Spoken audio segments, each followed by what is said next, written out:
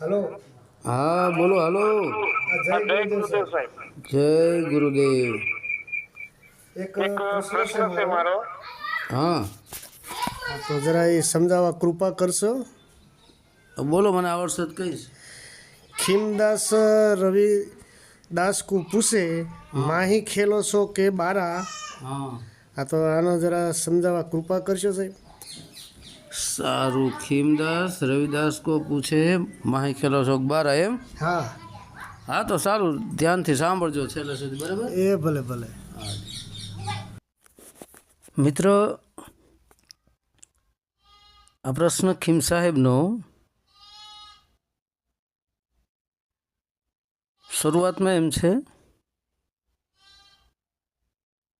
कौन शब्द से धुन लगाओ, कौन नाम निर्धारिया। खीमदास रविदास को पूछे, तमे माही खेलो छो કે બારા? હવે આ પ્રશ્નમાં ખીમ સાહેબે રવિ સાહેબને પૂછેલું છે કે તમે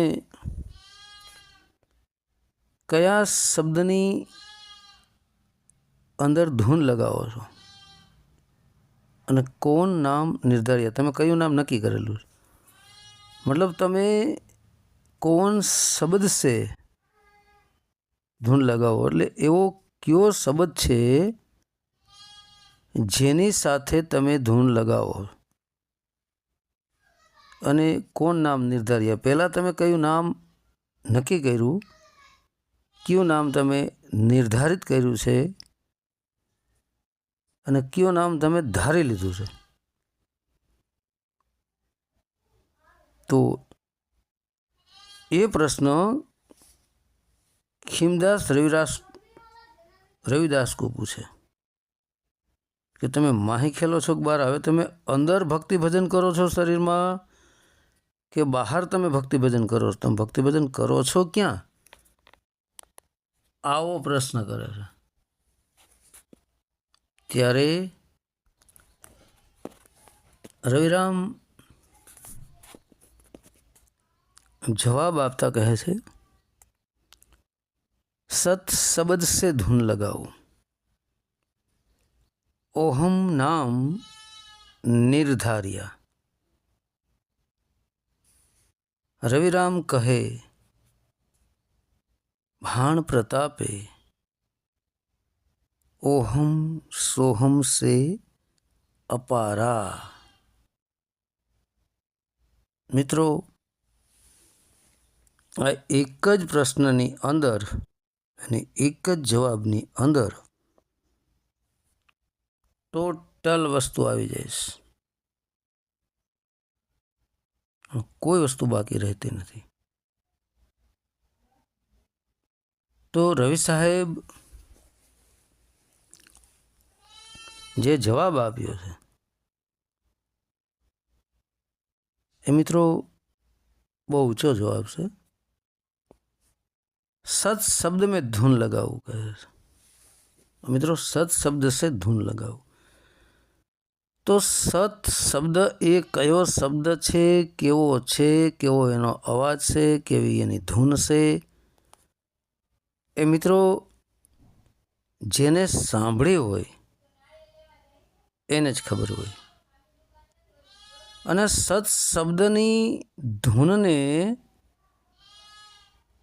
જેને સાંભળ્યું હોય ને મિત્રો, એ તો પ્રશ્ન એ થાય છે કે જોતો સાંભળતો ને બોલતો જ બંધ થઈ જાય. કારણ કે સત્ય સ્વરૂપ જે બની જાય છે મિત્રો, જેની સુરતા જે સત શબ્દમાં લાગી જાય છે, તો અહીંયા દેહથી વિદેહ થઈ ગયો ને આ તો જોવા સાંભળવાનું બોલવાનું કંઈ રહેતું નથી. મિત્રો, આ બહુ ગહન બાબત છે, બહુ ગહન પ્રશ્ન છે અને જવાબ પણ બહુ ગહન ભર્યો જ આપવામાં આવ્યો છે, ઊંડાણ ભર્યો જ. સત શબ્દ સે ધૂન લગાવો. સત શબ્દ કેવો કોને? શબ્દ તો અનેક પ્રકારના છે. કયા શબ્દને આપણે સત શબ્દ સમજવો એ પણ પ્રશ્ન છે ને. તો સત શબ્દ જે છે મિત્રો, એ જ મિત્રો આ સોહમ શબ્દ છે. સત શબ્દ એ જ સોહમ શબ્દ છે.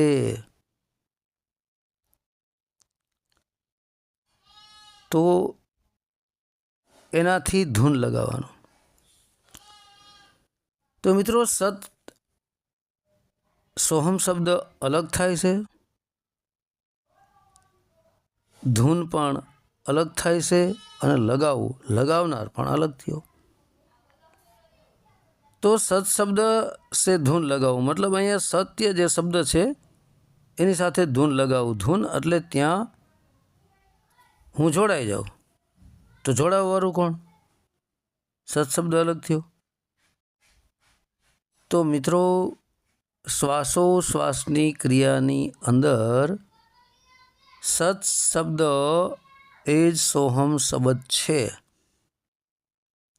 સત શબ્દ જ સોહમ શબ્દ છે. એની અંદર ધૂન લગાવવું મતલબ ત્યાં મનને જોડી દઉં.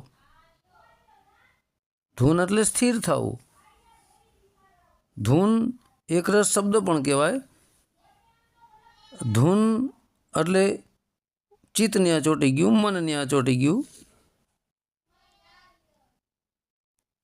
તો હવે આ મનને ન્યા સર્વપ્રથમ સોહમ શબ્દમાં ચોંટાડવાની વાત છે શ્વાસોશ્વાસની ક્રિયામાં. પછી ઓહમ નામ નિર્ધાર્ય. તો ઓહમ જે શબ્દ છે એ જ નામ છે, એને નિર્ધાર્ય. એ ઓહમ નામને મેં નક્કી કર્યું, એ જ નામને મેં નિર્ધારિત કરી લીધો, એ જ નામને મેં ધારી લીધો કે આ જ છે ઓહમ નામ.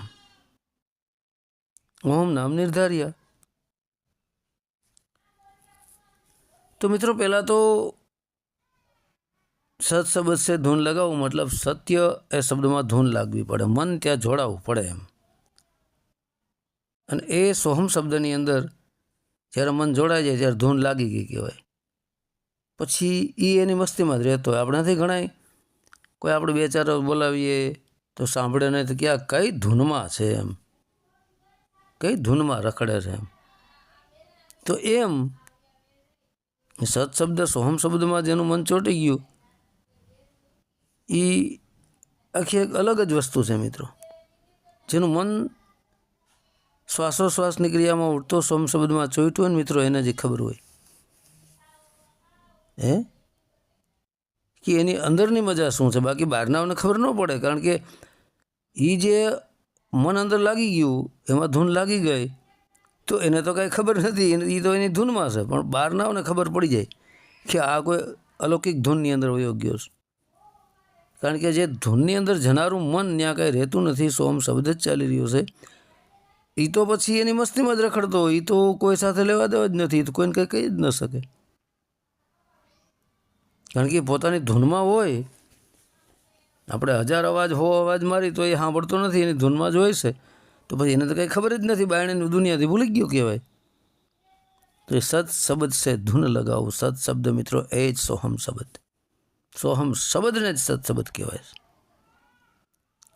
તો હવે સત શબ્દમાં ધૂન લગાવવા માટે મનને ત્યાં જોડી દેવું પડે. પછી મન કમ્પ્લીટ થઈ જાય, તે જોડાઈ ગયું, સ્થિર થઈ ગયું, તો એ સ્વયં સોહમ સ્વરૂપ બની જાય છે. ઘણી વાર હું કહું છું. પછી ઓહમ નામ નિર્ધાર્ય. પછી ઓહમ નામ નિર્ધાર્ય. તો જો મિત્રો પેલા સત શબ્દ સોહમ કીધો અને પછી એની પાછળ ઓહમ નામ નિર્ધાર્ય કીધું. સત શબ્દમાં તો ધૂન લગાવી, પછી ઓહમ નામ નિર્ધાર્ય, પછી ઓહમ નામને નક્કી કરી લીધો. તો ઓહમ નામ એ જ સત શબ્દ થયો. ઓહમ જે નામ છે એ જ થયું ને, ન્યાજ નામ એ જ સાચું નામ ઓહમ નામ. અને નિર્ધારિત નક્કી એને કરી લેવાનું છે. પેલા સત શબ્દમાં ધૂન લગાવી, ને મન જોડાઈ ગયું, સ્થિર થઈ ગયું સોહમ શબ્દમાં. પછી ઓહમ નામ નિર્ધાર્યો. તો ત્યાં ધૂનમાંથી પછી એ સોહમ શબ્દ ઓહમની અંદર ચડે અને ઓહમ નામને નક્કી કરી લેવાનું છે. બહુ મિત્રો આ અટપટી વાત છે. ઓહમ સોહમ અરસપરસ છે, એકાબીજા અરસપરસ છે. અને ઓહમ નામ નિર્ધાર્યા. તો મિત્રો આપણે ઘણીવાર કહીશી કે સોહમનો અર્થ સો એટલે પરમાત્મા હામે એટલે હું, ઓહમનો અર્થ ઓ એટલે પરમાત્મા હામે એટલે હું, સરવાળે બે એક જ થાય છે મિત્રો. ઓહમ સોહમ વિશે આપણે ઘણી વ્યાખ્યા કરી છે, સોહમ શબ્દ વિશે પણ ઘણી વ્યાખ્યા કરી છે. રવિ રામ કહે ભાણ પ્રતાપે, ઓહમ સોહમ સે અપારા. હવે ઓહમ અને સોહમ બે છૂટી જાય છે. અહીંયા રવિરામની સુરતા ઓહમ સોહમ સે અપારા, મતલબ ઓહમ સોહમથી પણ ઉપર, એનાથી પણ અલગ. ઓહમ સોહમ સે અપારા એટલે ત્યાં કીધું ને કે તમે બહાર ખેલો છો બારા. પ્રશ્નમાં એવું આવ્યું ને કે તમે બહાર ખેલો છો કે બારા, બરાબર. તો સત શબ્દ સે ધૂન લગાવું, ઓહમ સોહમ નામ નિર્ધાર્યા. સત શબ્દે સોહમ શબ્દની અંદર પહેલાં ધૂન લગાવી, મન્ય જોડી ગયું, પછી ઓહમ નામ નિર્ધાર્યા. ઓહમ નહીં સત શબ્દ જ કહેવામાં આવે છે, ત્યાં નામ નિર્ધાર્યું. અને ઓહમ સોહમ એ બે સત શબ્દ જ નામ છે, પણ એ તો ઓહમ સોહમ આપણે બોલવા માટે કહીએ છીએ. બાકી ઓલું જે નામ છે ને મિત્રો, એ હવે શું વાત કરવી એવી, એક એવા પ્રકારનો શબ્દ છે કે એની આપણે જીભ હોટકંઠથી બોલી જ શકાય એવું નથી. ઓહમ અને સોહમ તો ખાલી લખવા માટે, બોલવા માટે, સમજવા માટે વાપરવામાં આવ્યા. બાકી એ શબ્દ તો અલૌકિક શબ્દ છે. તો ને કહેવામાં આવ્યું છે કે પ્રશ્ન દ્વારા બહાર ખેલો છો બારા, તો બહાર ખેલો છો બારા એના જવાબમાં કીધું છે કે ઓહમ સોહમ સે અપારા.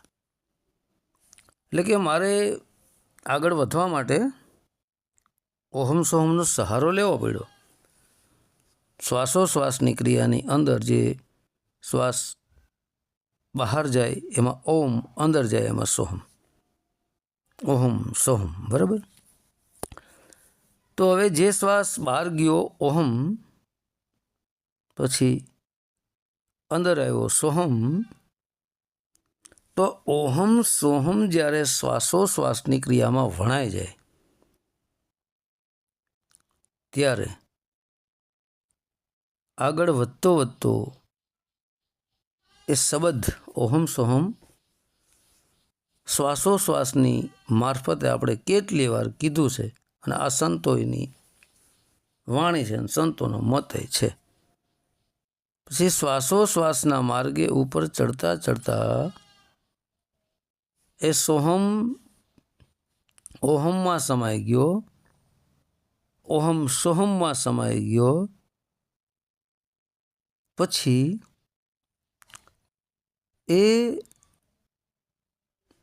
સોહમ જે છે એ ઓહમમાં સમાણો માનો કે ઓહમ સોહમમાં સમાણો માનો, બે એક થઈ ગયા.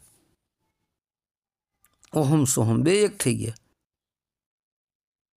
આપણે આ પણ વ્યાખ્યા કરી છે. ઓહમ સોહમ બે એક થઈ ગયા ને પછી શ્વાસોશ્વાસની મારફતે આપણે કેટલી વાર આ વાત કરી ગયા છે. જાજી વાત આના વિશે કંઈ વાત કરવા જેવી છે નહીં. તો શ્વાસોશ્વાસના માર્ગે ઈંગડા પિંગળાના સૂક્ષ્મણાના મિલન સ્થાનમાં આવીને ત્યાંથી સૂક્ષ્મણાનો માર્ગ પકડીને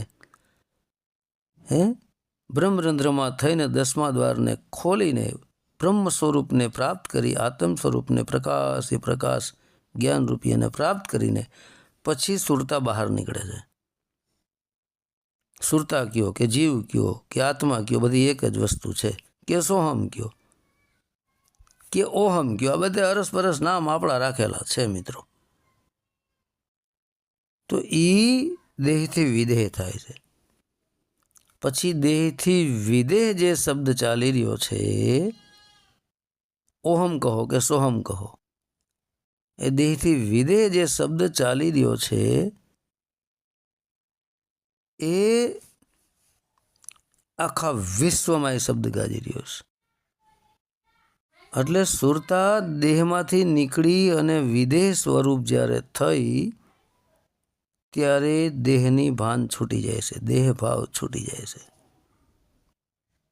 દેહથી વિદેહ, દેહી હોવા છતાં વિદેહી, જનક વિદેહીની જેમ.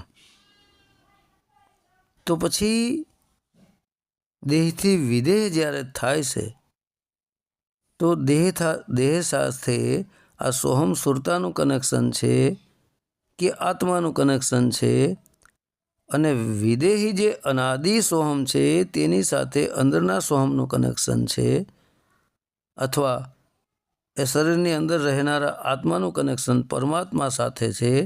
એટલે પરમાત્માનું કનેક્શન આત્મા સાથે અને આત્માનું કનેક્શન દેહ સાથે. તો આમ એના જરીએ દેહ ચાલી રહ્યો છે. પરમાત્મા દ્વારા આત્મા ચાલે છે, આત્મા દ્વારા દેહ ચાલે છે. એ અનાદિ સોહમ શબ્દ દ્વારા આદિ સોહમ ચાલે છે શરીરની અંદર. આદિ સોહમ દ્વારા શ્વાસોશ્વાસની મારફતે આ શરીર ચાલે છે. પણ સુરતા વચ્ચે છે, શરીર અને શબ્દની વચ્ચે સુરતા છે, જેને હું અનાદિ સોહમ કહું છું, અનાદિ ઓમકાર કહું છું, અનાદિ નામ પણ કહું છું, અનામી પણ કહું છું, પરમાત્મા પણ કહું છું. આ એકાબીજા અરસપરસ છે મિત્રો. શરીર, આત્મા અને પરમાત્મા એકાબીજા છે. શરીર, મન, આત્મા અને પરમાત્મા, આ ચારનું કનેક્શન છે. આપણે ઘણી વાર વાત કરી ગયા છે. તો આને જ દેહથી વિદેહ કહેવામાં આવે છે મિત્રો. કારણ કે દેહ પછી શું છે હવે કે દેહ એ સુરતાના આધારે ચાલ્યા કરે છે, અને સુરતાને શક્તિ આપનાર શબ્દ છે. મતલબ શરીરની અંદર રહેનારો સોહમ શબ્દને બહારનો અનાદિ જે સોહમ છે એ શક્તિ આપે છે. અનાદિ સોહમ શક્તિ આપે છે શરીરની અંદર રહેનારા સોહમને. શરીરની અંદર રહેનારો સોહમ આખા શરીરનું હેન્ડલિંગ કરે, આખા શરીરને ચલાવી રહ્યો છે.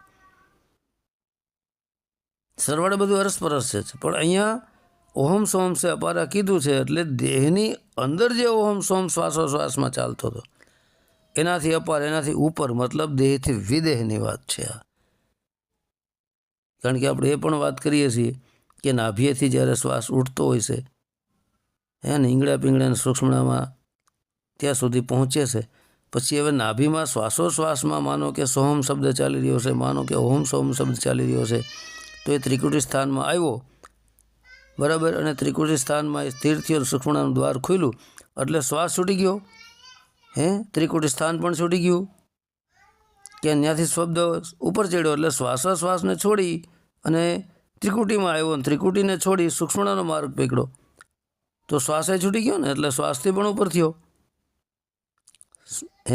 શ્વાસમાં ચાલી રહ્યો હતો પણ લાસ્ટમાં શ્વાસથી ઉપર થઈને ઉપર ચડ્યો. શ્વાસના માર્ગે શ્વાસ એક સીડી બનાવી, શ્વાસના માર્ગે ઉપર ચડ્યો. જેમ આપણે છત ઉપર જવું હોય, સીડી બનાવી હોય, પગથિયા છત ઉપર વયા જાઓ એટલે સીડી છૂટી જાય ને, એમ પછી છત ઉપર ગયા એટલે આ શબ્દ ઉપર ગયો, ત્રિકુટી સ્થાનમાં આવ્યો એટલે શ્વાસની જે લાઈન હતી એ છૂટી ગઈ એની અંદરથી, શ્વાસમાંથી અલગ થયો અને સૂક્ષ્મણાનો માર્ગ પકડ્યો.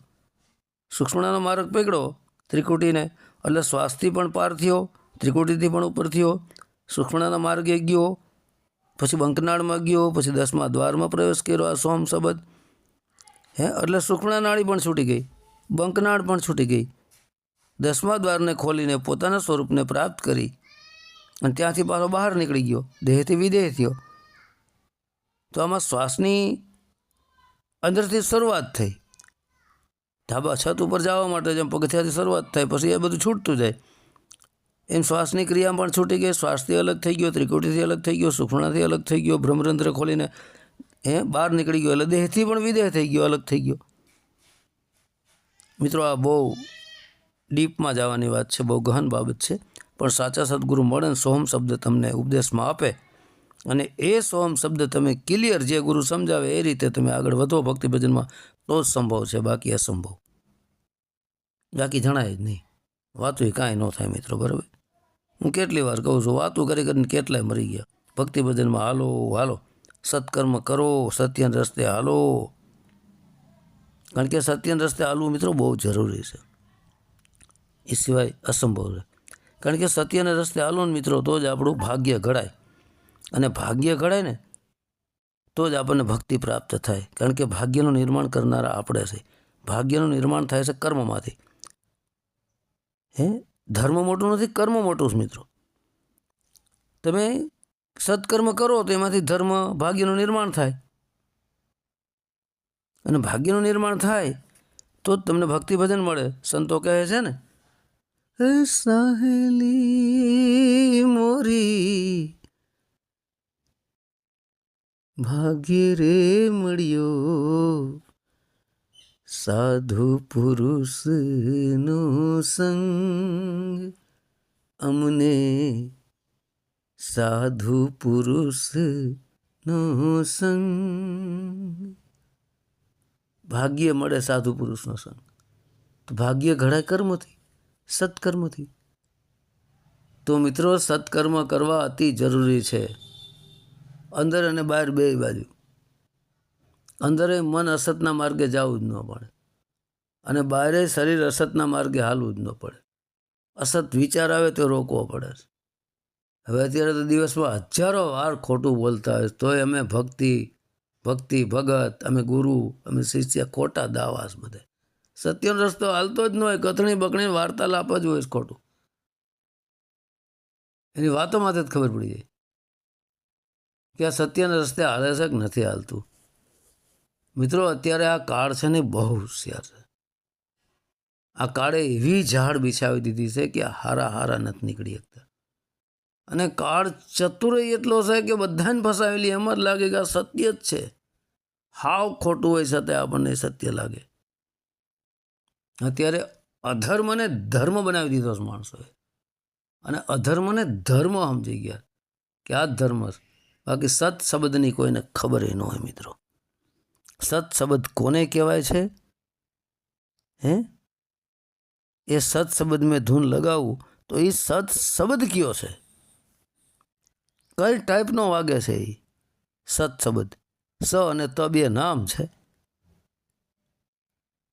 બે અક્ષર જોડી અને એક શબ્દ ભાઈનો સ ત. તો એ સત કેવું કોને કેવું છે, કઈ જગ્યાએ છે, એ શબ્દ કેવો છે, એની ધૂન કેવી છે, એ ધૂન જેને સાંભળી હોય અને એ ધૂનમાં મસ્ત હોય તે તો બોલી જ ન શકે. કારણ કે સત શબ્દ છે ધૂન લગાવું. તો જે પોતાની જ ધૂનમાં હોય મસ્તરામ બાપુની જેમ, તો એ કીએ કેવી રીતે, બોલે કેવી રીતે? તો મિત્રો જે સત શબ્દને પ્રાપ્ત કરેલી હશે એ જોતો સાંભળતો ને બોલતો બંધ થઈ જાય. હું કેટલી વાર કહું છું. અને મારે જેમ જેટલા બક ને બકવાસ કરે છે એમાં કોઈને સત શબ્દની ધૂન લાગી નથી, અને કોઈએ સત શબ્દને પ્રાપ્ત કર્યો નથી. આ બધી કથણી બકણી છે, વાતું છે, લોકોને સમજાવવાની વાત છે, બીજું કાંઈ નથી મિત્રો. હું તો એમ કહું છું કે ભાઈ સત્યને માર્ગે હાલો તોય બસ. અનેક ઓડિયોમાં બોલું છું કે માછલાઓને લોટ આપો, કબૂતરને જુવાર નાખો, દાણા નાખો, ચકલાઓને ચણ નાખો, ગાયોને નિરણ નાખો, ભૂખ્યાને ભોજન આપો, તરસ્યાને પાણી આપો, અનાથોના નાથ બનો, નિસહાયના સહાય બનો. બે ઘરને ઘર બનાવી દો, દરેકની સાથે હળીમળીને રહો, ભાવ રાખો, પ્રેમ રાખો, વિના કારણે કોઈ જીવને સતાવો નહીં, ઈર્ષા નિંદા ખેત ખોદણી વાદ વિવાદ મૂકો. શું કામ મેં કહું છું? કારણ કે આવું બધું આ જ સાચું છે મિત્રો. બાકી વાણી અને પાણીનો પાર નથી. આ કથણી બકણી અનંત છે, આનો અંત આવતો નથી. આમાં મરી જશું. તો સત શબ્દની અંદર મિત્રો જેની ધૂન લાગી જાય છે, સત શબ્દની અંદર જેની સુરતા લાગી જાય છે, એ ભાનમાં હોતો જ નથી મિત્રો. અને ભાનમાં હોય છે એની સત શબ્દમાં ધૂન લાગી નથી, અને જેની ધૂન લાગી ગઈ છે એ ભાનમાં હોતો નથી મિત્રો. ભાનમાં હોય એ બોલે ને. બહુ મિત્રો આ ખરેખર હું જે વાત કરી રહ્યો છું ને 100% સત્ય છે. કારણ કે મારામાં કાંઈ છે નહીં, મારી પાસે જે બોલાવનારો છે ને એ કોઈ બીજો જ છે. હું તો માત્ર માધ્યમ છું. હું કાંઈ નથી મિત્રો, મારામાં કાંઈ છે નહીં. હું એને એક ઓડિયોમાં બોલું છું, હું કાંઈ છવ જ નહીં એમ, ખાલી ખમ છું, મારી પાસે કોઈ વસ્તુ નથી એમ. અને હું જે આ કથણી બકણી કરું છું આનાથી કાંઈ ન થાય મિત્રો, આ બધો બકવાસ છે. રસ્તે હાલો તો જ થાય. આત્મા જ પરમાત્માનો અનુભવ કરી શકે છે, બાકી કોઈ આત્માનો અનુભવ ન કરી શકે. આત્માનો અનુભવ કોઈથી થાય જ નહીં. આત્માને મનચિત બુદ્ધિ અહંકાર શું આત્માનો અનુભવ કરી શકે? આત્મા જ પરમાત્માનો અનુભવ કરી શકે. પહેલાં તો આત્મ અવસ્થા સુધી આવવું પડે, પછી આત્મા પરમાત્માનો અનુભવ કરી શકે. પહેલાં તો સુરતા કયો કે આત્મા કયો સુરતા સ્વયં શુદ્ધ બને, પછી સુરતા શબ્દને સાંભળી શકે, અનુભવ કરી શકે. બાકી હું નથી માનતો મિત્રો કે આ બધું જેને સત્સંબંધની ધૂન લાગી ગઈ એ આ કથણી બકણીમાં હોય, કોઈ દી ન હોય. કથણી બકણીમાં હોય ને મિત્રો એ બધો ધંધો છે, બરાબર? તો જે કરે એ ભરે. શું કરવું આપણે હવે? બધાનો હિસાબ કિતાબ તો એક દી થવાનો જ છે. કોઈ ઠગાઈ કરતું હોય તો એને ખબર છે, કોઈ સત્યના માર્ગે હાલતું હોય તો એને ખબર છે. પરમાત્માને ખબર છે, એને ખુદને ખબર છે કે હું કેટલું છલ કરું છું, કપટ કરું છું, સત્યના માર્ગે હાલું છું કે અસત્યના માર્ગે હાલું. એ કરનારને ખબર જ હોય ને પરમાત્માને ખબર હોય. કોના પેટમાં હું ભર્યું છે, કોના મનમાં કેટલો મેલ છે, કેટલું પાપ છે, એ ખુદ સ્વયં જાણતો હોય, એને પરમાત્મા જાણતો હોય. પરમાત્માથી કંઈ અજાણ છે નહીં. વહેલા મોડું ભરવાનું જ થાય મિત્રો. બસ તો બીજું કાંઈ છે નહીં મિત્રો. દરેકની સાથે હળીમળીને રહ્યો, ભાવથી રહ્યો, પ્રેમથી રહ્યો. હું તો અનેક ઓડિયોમાં આ જ કહું છું કે ભાઈ શું કામ કોઈની ઈર્ષા નિંદા ટીકા ટિપ્પણી કરો છો? આમાંથી નહીં થવાની થઈ જાય છે. વાદ વિવાદમાંથી મિત્રો મેં જોયું છે મોટા મોટા યુદ્ધે ફાટી નીકળ્યા. ગામ મૂકીને માણસો ભાગી ગયા એ આ કથણી બકણીમાંથી જ, આડેધડ સત્સંગમાંથી જ, વાદ વિવાદમાંથી જ. હું નામ નથી લેતો મિત્રો, પણ એ 8-10 વર્ષે ગામમાં મારો અભિમાન ન કે 7-8 જણાએ મિલાવીને સમાધાન કરાવ્યું. સત્સંગમાંથી ઝઘડો થયો તો, કથણી બકણી વાદ વિવાદમાંથી મારામારી થઈ ગઈ, પોલીસ કેસ થઈ ગયો. 7-8-10 વર્ષે પાછા એ ગામમાં આવ્યા, સમાધાન થયું, બરાબર? કારણ કે આમાં નહીં થવાનું થઈ જાય એટલે વાદ વિવાદ કરવાની ના પાડો. વાદ વિવાદમાંથી મિત્રો તમે ધાર્યું ન હોય ને એવું હોતે થઈ જાય. કોઈનું પણ તમે ટીકા ટિપ્પણી કરો, વાદ વિવાદ કરો એટલે બધું થઈ જાય. હું નામ નથી લેતો મિત્રો, બરાબર? હરિયાણા રાજ્યમાં એક સંત હતા, એને કોઈ બીજા ધર્મને ટીકા ટિપ્પણી કરી, એમાંથી મિત્રો કેટલાય માણસો મરી ગયા. પોલીસ ફાયરિંગ ને આન તેન એ બધું મૂકીને ભાગી જવું પડ્યું આશ્રમને બાશ્રમને, અને જેલમાં ઘરી ગયા. કારણ કે શેમાં થયું? ટીકા ટિપ્પણીમાંથી, વાદ વિવાદમાંથી. વાદ વિવાદ કર્યો તો બધું ઊભું થયું ને. શું કામ કરવો પડે વાદ વિવાદ? નામ નથી લેતો હું, તમે સમજી જ ગયા છો બધું. હરિયાણા બોલ્યો એટલે, બરાબર? તો હું શું કામ ભાઈ કોઈનો વાદ વિવાદ કરવો પડે? શું કામ ઈર્ષા નિંદા કરવી પડે? એક ટિપ્પણી ખાલી બીજા ધર્મ ઉપર કરી અને એ લોકો પોતાની ધર્મને મહાન માનતા હતા કે અમાજ મહાન, અમે સર્વશ્રેષ્ઠ. હવા નીકળી ગઈ બધી. એટલે સર્વશ્રેષ્ઠ મોટો થવા ગયેલો અહંકાર. અહંકારનું મિત્રો ક્યારે પતન થઈ જાય કાંઈ નક્કી નહીં. આ એવું ન માનતા કે મારી કોઈ સાંભળેલી વાત છે, નજરે જોયેલું છે હોતી, નજરો નજર નિહાળેલું છે. સત્તા પાસે સાણ પણ ન હાલે કોઈનું, સત્તા ઠોકી નાખે. એટલે કહું છું ટીકા ટિપ્પણી ન કરો, કોઈને ઈર્ષા નિંદા ન કરો. ગમે ત્યાં તમે પકડાઈ જ જાઓ કે 24 કલાક સિક્યુરિટી રાખીને તમે ભેગા ન રખડો. કારણ કે આપણો વિરોધી આપણને કીએ નહીં, એ વાટ જ જોતો હોય કે આ નામ બોયલો છે. એ શબ્દ એ બોયલો હતો ને, એક શબ્દથી મિત્રો કેટલું થઈ શકે. એક શબ્દ તારી દે ને એક શબ્દ મારી નાખે. એટલા માટે હું કહું છું કે ટીકા ટિપ્પણી ઈર્ષા નિંદા ન કરાય, કોઈ ધર્મની ન કરાય. ભાઈ શું કામે આપણને કોઈ ધર્મને ટીકા ટિપ્પણી નિંદા કરવાનો આપણને અધિકાર છે? શું આપણે એને જન્મ આપ્યો છે? શું આપણે એને દાણા નાખવા જાય છે? શું આપણે એના ઘરે બાજરો નાખવા જાય છે? આપણો અધિકાર શું એને ખરાબ કહેવાનો? કોઈને અધિકાર નથી. ખાલી એક થોડુંક કર્યું હતું બીજાના ધર્મ ઉપર, એમાંથી કેવડું મોટું થયું, કેટલાય તો માણસોએ મરી ગયા અને એ ભાઈએ જેલમાં કરી ગયા એ સંતે. એટલે આવું થાય તો શું કામ કોઈની માં ટીકા ટિપ્પણી કરવી પડે? આપણી પાસે ઇનમીન ને 3 સંગઠન થઈ જાય તો આપણે એમ થઈ જાય કે અમે તો કોઈ રાજા થઈ ગયા છે. હવે ભાઈ તારું ઇનમીન ને 3 સંગઠન ક્યાં ખોવાય જાય ખબર નહીં પડે. એની પાસે મોટી ફોજ હતી, કાંઈ ફોજનું ન આવ્યો, બધાને હવા નીકળી ગઈ, બધાને ઠોકી નાખ્યા, મારી મને પાડી દીધા, ફોજની અંદર ઘાલી દીધી કેટલાય નરધીને, કેટલાય ભાગી ગયા. અને ફોજનો માલિક થઈને બેઠો હતો ને એ અંદર છે, હજી જેલમાં છે. શું કરવું? શું કામ થયું? એ ફોજનો જે માલિક હતો ને એના ટીકા ટિપ્પણી કરી હતી. અને બિચારા નિર્દોષ ઓલી ફોજ બનાવી હતી ને, ફોજને ખબર ન હોય, એ ફોજે લગભગ 10% અંદર ઘરી ગઈ છે અને ફોજનો માલિક અંદર ઘરી ગયો છે. તો ફોજમાં સામેલ થાવ નાનત કહેતો, પણ તમારો ફોજનો કેપ્ટન કેવો છે એ જોજો. એમ તમને માર્ગદર્શન દેનારો ફોજને એ છે કેવો એ જોજો, નકર હલવાડ દે. કારણ કે ફોજનો કેપ્ટન તો ગયો, ફોજનો માલિક તો અંદર ગયો, પણ એની હારો ઘણી બધી ફોજે હોઈ ગઈ અંદર. તો આ બધું ધ્યાન દેવાનું છે મિત્રો. એટલે હું કહું છું કે કોઈની ટીકા ટિપ્પણી ઈર્ષા નિંદા ન કરો. મને બધી ખબર છે, કારણ કે હંધા હરખા નથી હોતા. એક સવાદાસ બાપુની વાણીમાં હું બોલ્યો છું કે ભાઈ રાફડે રાફડે હાથ ન નાખો, ક્યાંક ફણીધર મળી જાય. એટલે રાફડે રાફડે હાથ નાખવાનું બંધ કરો. કાંઈ બધા રાફડા ખાલી નથી હોતા, ક્યાંક ફણીધર હોય. તેથી પછી કઈ બાજુ ભાગવું એનો અથોપથો નહીં રહીએ. એટલે શાંતિથી જીવન જીવો. એટલા માટે હું કહું છું કે ભાઈ હરી મળીને રહ્યો, પ્રેમથી રહ્યો, ભાવ રાખો, દયા રાખો બધા ઉપર. અભિમાન અહંકારમાંથી નીકળો. તમે કાંઈ નથી હવે. આ દુનિયા વિશાળ છે, આપણે કાંઈ નથી. એક કણમાંથી કણમાં એ નથી આપણે એક, કાંઈ છે જ નહીં આપણે. અને આપણે પાવર લઈને ફરવા માંડ્યા છે. ઓહો, ઇનમીનને 3 ભેગે થઈ ગઈ સંગઠન, ત્યાં તો અમે કોઈ મહાન થઈ ગયા. ભાઈ તમારું સંગઠને ક્યાંય ખોવાઈ જાય, તમારી ફોજે ક્યાંય ખોવાઈ જાય, ખબર નહીં પડે. એની ફોજ હજી છે જેલમાં. લ્યો, ઘણી બધી ફોજે છે ને, ફોજનો કેપ્ટન એ માલિકે જેલમાં છે. શું કરશું? એ કેપ્ટન એ માલિકે જરાક થોડાક શબ્દો બોલ્યા તો આ બધા દિવસો આવ્યા ને.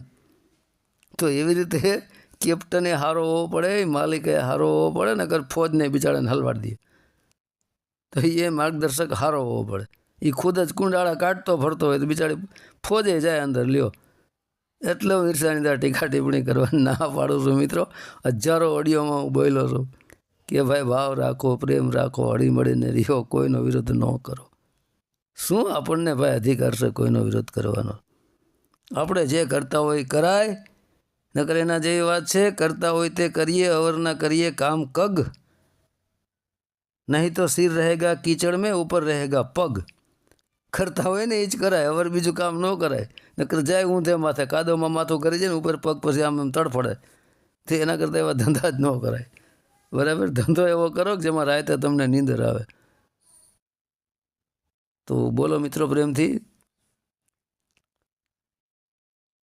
ખીમદાસ બાપુની જય, રવિદાસ બાપુની જય, સત્ય સનાતન ધર્મની જય.